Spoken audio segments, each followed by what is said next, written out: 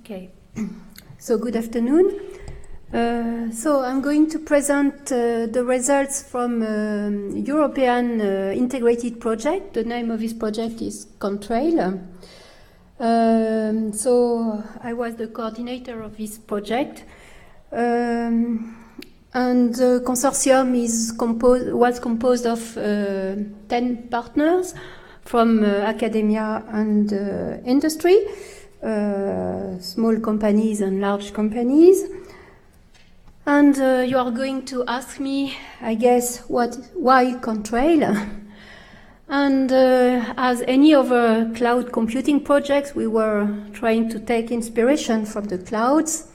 But we were not among the first to start our project, and so most of the nice names were already taken for some other projects.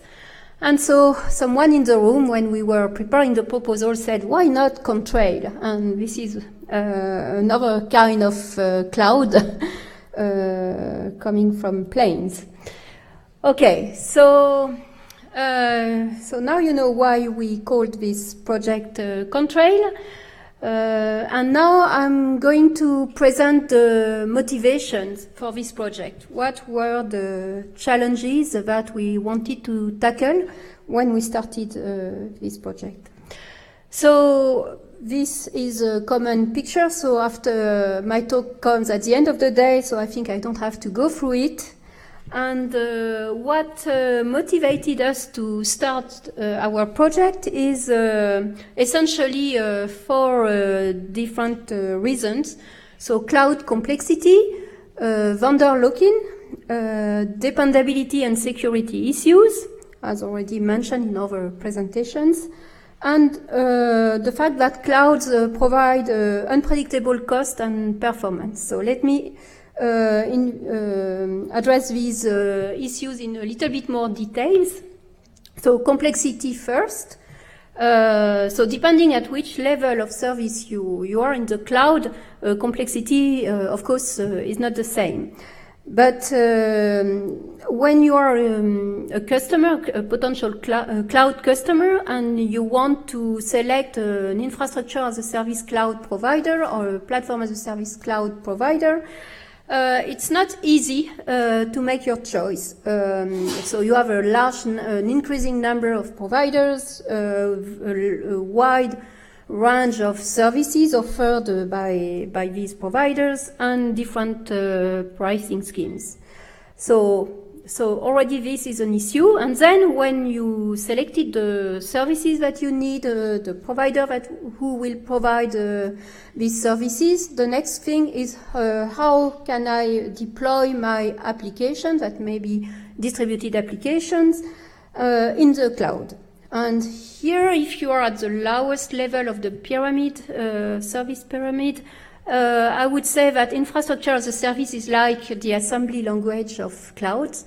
So basically, any user who wants to run an application in infrastructure as a service cloud has to be not only a user or programmer, but also a system admin to configure virtual machines. So it's quite difficult.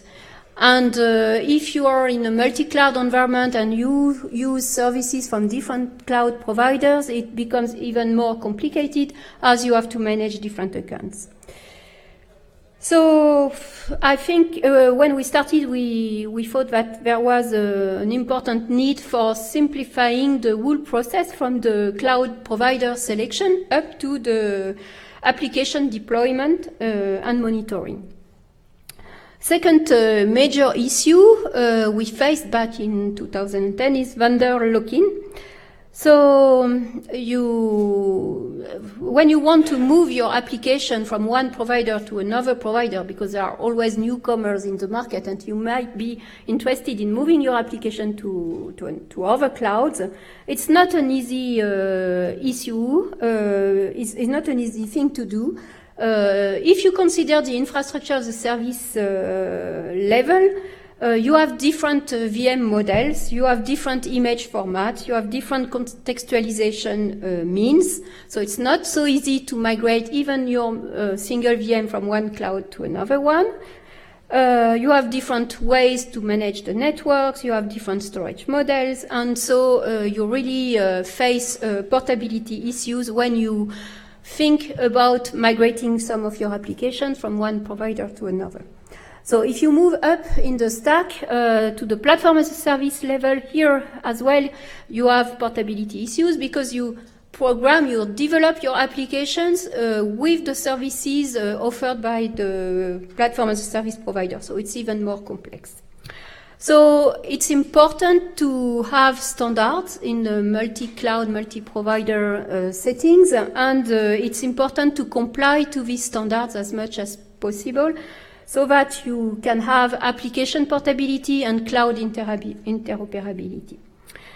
The third important set of issues is about dependability and security. So you have almost no guarantees, so it depends now on the providers, but you may experience availability issues. You may, of course, security issues have already been presented in details in the previous presentations. And in terms of data location, when you want to control where your data will be stored and how it will be protected, here as well you need some guarantees, and you don't always have them. And in terms of performance, it's a bit like a black box, and you don't really know what's going on in the cloud, and you may experience a number of issues. Okay, so it's important that cloud providers are able to state precisely their offer, and so this is why service level agreements are important. And so we think that it's important to have a mean to negotiate SLA terms and to enforce them. Security services are essential in a cloud computing environment, as well as fault tolerance for the applications. And finally, when you're in a cloud environment, you have a pay-as-you-go model, so you pay for what you use. But usually, so people, it's more and more common now, but it was something uncommon a few years ago to pay for individual resources or services that you use. And it's difficult to compare offers because you have different pricing models, and you get unitary cost. But if you want to have an estimation for your whole application, that may be a complex set of services, it's really difficult to predict how much it will cost you. So running applications in the cloud may be costly for users, and it's important to select the right number of or the appropriate number of resources you need for your applications, the right size for your VMs, and so on. And also you have to take into account fluctuations in the price that may happen. So then, as I said, in terms of performance, usually you don't have any control on where your VMs will be placed, and so it's not so easy to predict and to ensure guarantee performance. So it's important for users, customers to be able to select cloud services, but knowing a little bit about the pricing and the performance. So once again, we really need precise terms to be negotiated between a customer and cloud providers. It's also important to have services like resource reservation so that you can get some guaranteed performance, and elasticity is, of course, some very important property to ensuring a cloud computing environment. So these are the motivations for Contrail projects, and because of all these obstacles, there is a lack of trust in clouds. So this is what we wanted to address with Contrail. So now, what are our contributions? So first of all, what we did is we designed and implemented a cloud computing software stack in open source. And in this software, what we propose is to have a set of services that allow to federate infrastructure as a service cloud. And moreover, we have a set of services to manage SLA from the negotiation to enforcement in the framework of federated clouds.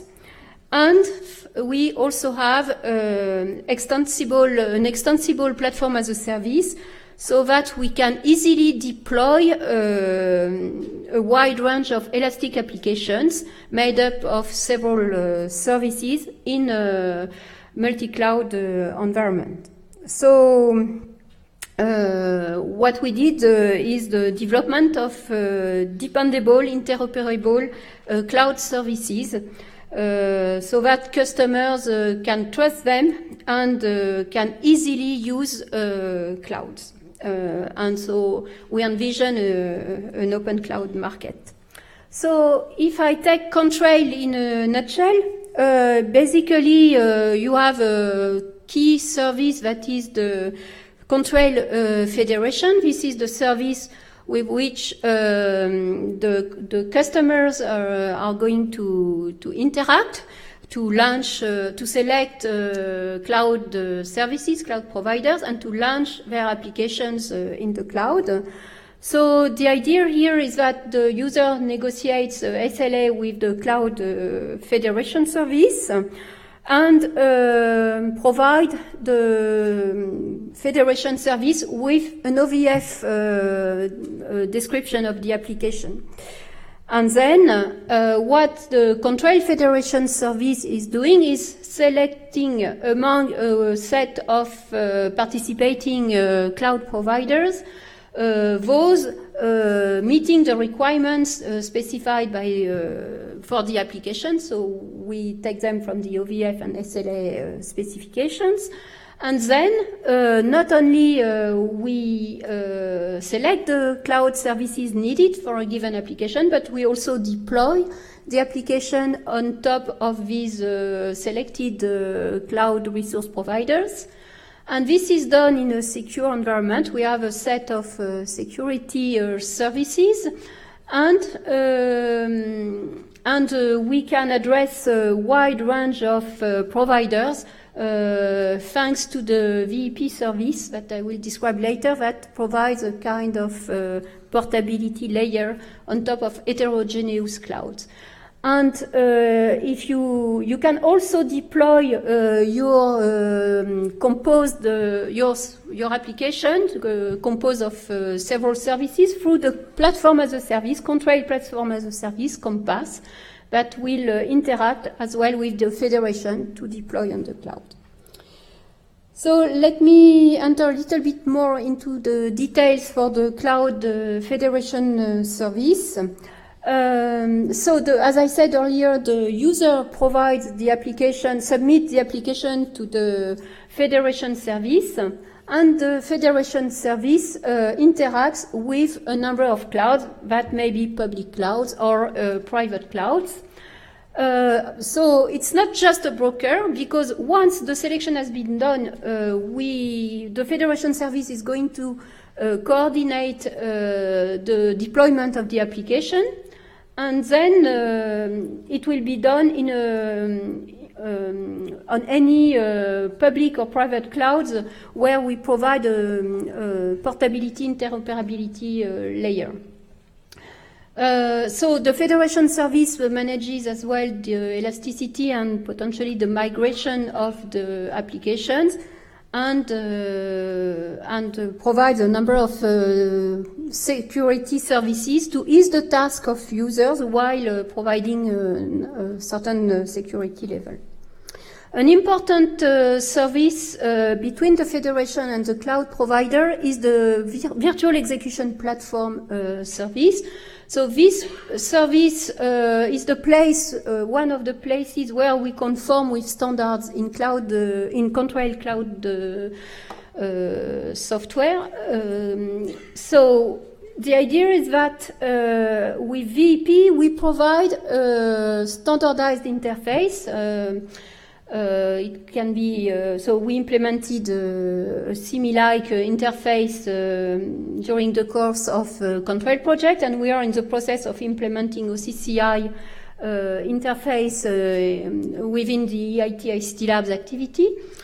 And then the federation can interact with this standardized interface. And what VEP is able to do is to deploy the application on a given cloud provider, taking into account each individual terms in the SLA negotiated between the customer and the federation. Moreover, VEP is able to reserve resources and has a scheduler where we can control the placement of the VMs as described by the, if something is, some constraint is provided by the user. And we manage as well the elasticity of the application in the range defined, in the bounds defined by the SLA. VEP also provides an interface for cloud providers to help to make them easily manage their data center and manage the resources they give or they provide to the federation, because they might have resources that are not made available for federations. So it provides as well a RESTful API, and the description we take from the application description is also conforming to the OVF standard. So back to SLA management, which is an important service in Contrail. So the idea was to be able to automatically negotiate SLA between on one hand, the user and the federation, and on the other hand, between the federation service and the user and the cloud providers, so that finally the federation service can meet or find clouds able to meet the requirements negotiated with the user. So we didn't start from scratch. We started from the results from a previous European project, SLA at SOI, that developed a framework for SLA management. So we are able, and so we extended this framework and instantiated it for clouds. So with this framework, we can manage the whole life cycle from the negotiation to the enforcement of SLA terms through deployment. So the good thing about this framework is that you can have fine-grained terms and that can be negotiated between federation service and provider, meaning that SLA provides a way for providers to describe their offers. And so this is interesting, a standardized way to describe their offer, and then customers can select precisely the service they need for their application. And in the framework of Contrail project, we worked on some innovative guarantee terms, so some related to quality of protection.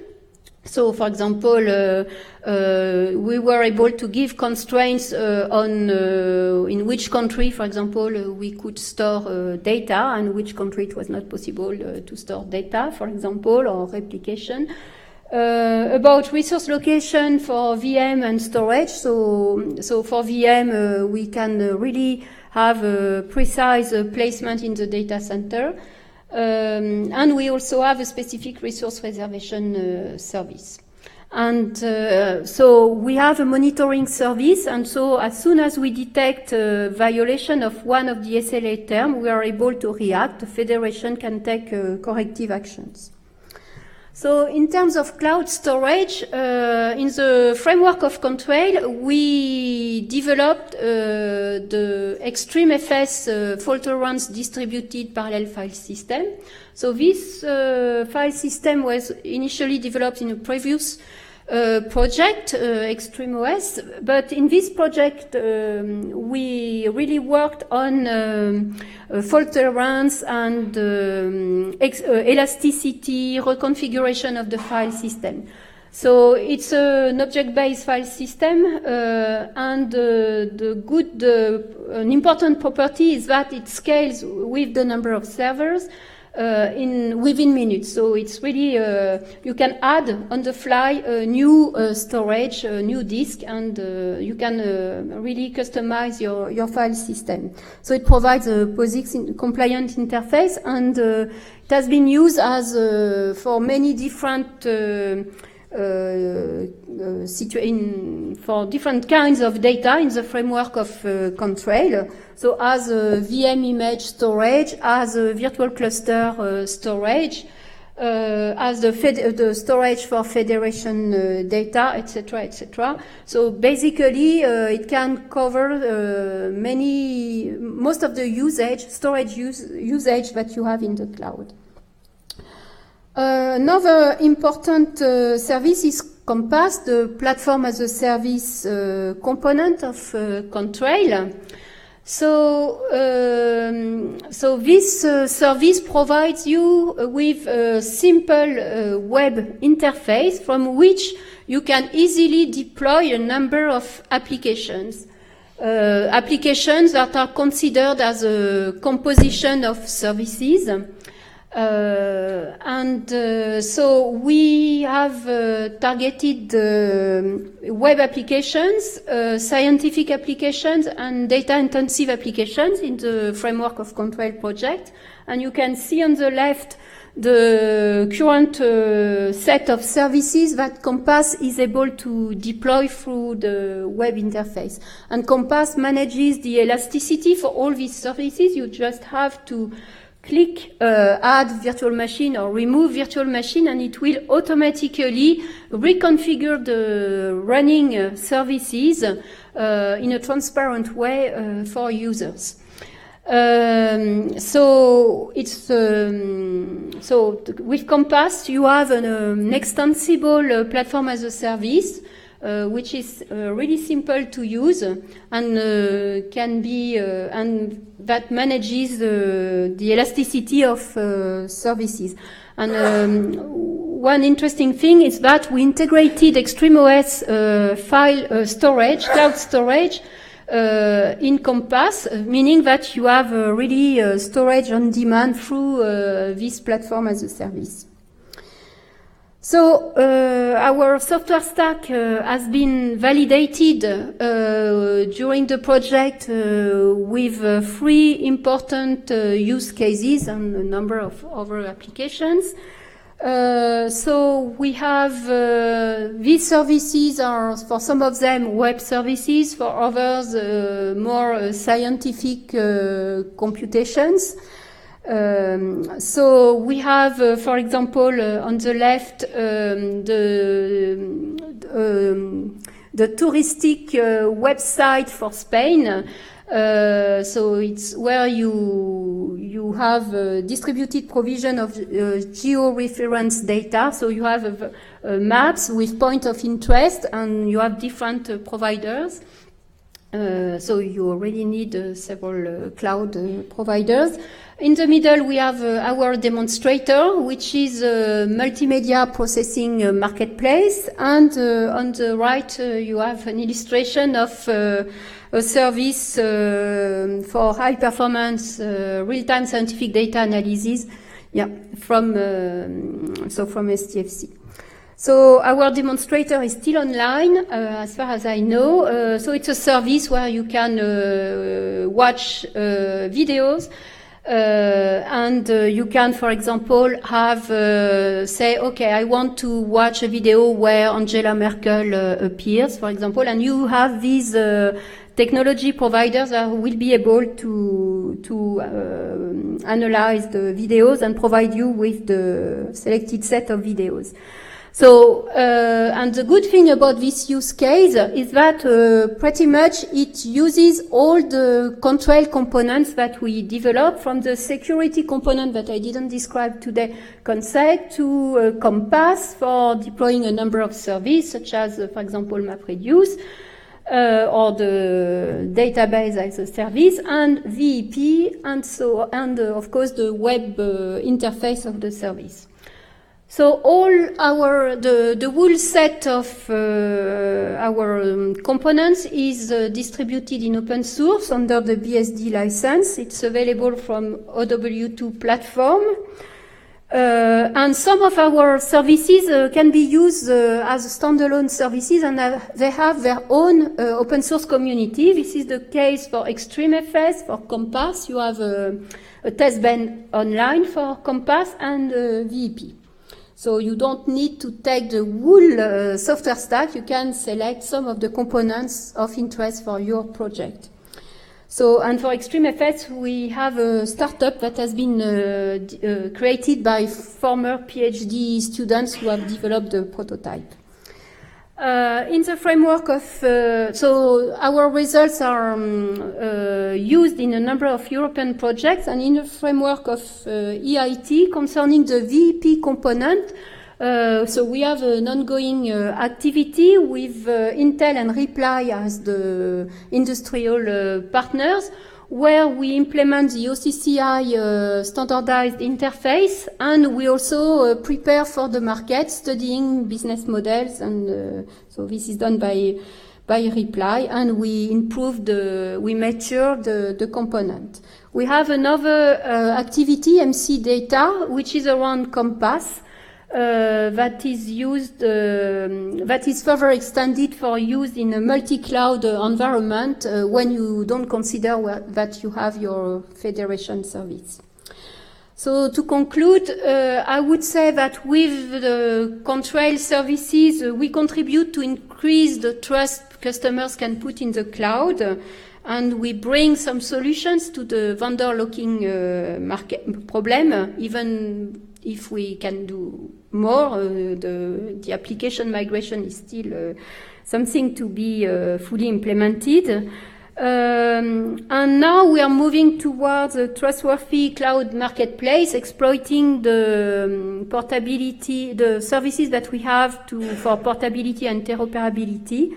And our dream would be to have an open market of cloud provider, for example, infrastructure as a service cloud providers, but with a kind of app store where you have validated, you can validate these applications as running on top of these, some of these providers with given SLA, for example. And yes, if you want to have a look, the software is available in open source. And again, this is the work of Contrail Consortium, these partners. And I think I'm done. So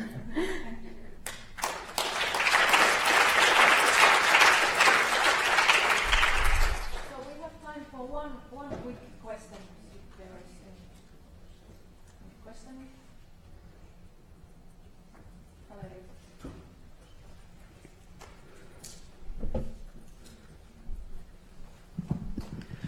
Thank you, Christine. It was actually very interesting. I would like to know if you intend to put Contrail as a carrier for the next call of KIC EIT ICT Labs, or if you think you have to deploy what you told us about quicker than for call 2016. So for call 215, yes, we have a proposal under submission, or we have even two proposals. And